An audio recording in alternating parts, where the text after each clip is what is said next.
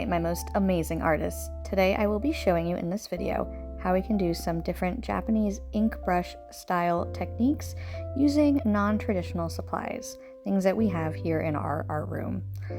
We're going to need water because just like our watercolors, we are using a type of paint that needs water to activate it. We are also going to use a few different shape brushes. Traditionally, sumi-e would be done with round brushes, but I invite you to experiment with the different ones that we have in the classroom today so that you can make some different brush strokes, like this. The wide flat brush gives me strokes that almost look like the bamboo stalks.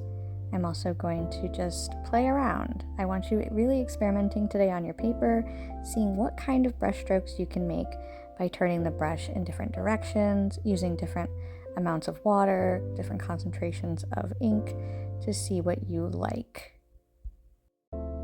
Another technique is when we use wet on wet, where I wet my paper first without using any ink, and then I go in and add some of that concentrated ink onto the wet paper, like this, and I watch it spread around. You can also kind of move your paper, blow on the ink, do different things to move it around on that wet surface. You can even go in with a completely dry brush to blend the ink around while it's still wet, like that.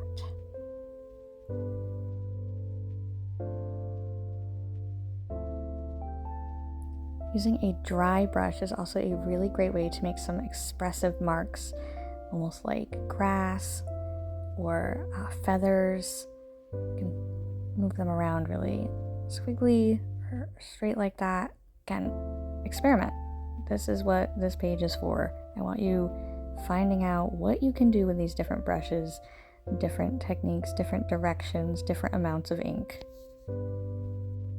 Here you can see me doing a technique where I only load a certain part of the brush with the ink so that I get an uneven brush stroke where part of it is lighter and the other side is darker.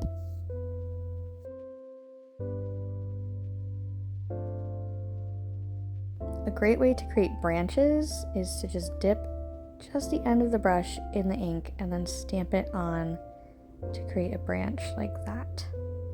You can also use the very end of the brush and dip it in the ink to create little dots. This is great for berries or for the center of a flower, things like that. Have fun, experiment. I know my hand's blocking this one, but I kept the brush on the paper the whole time and just spun it in a circle to create that mark.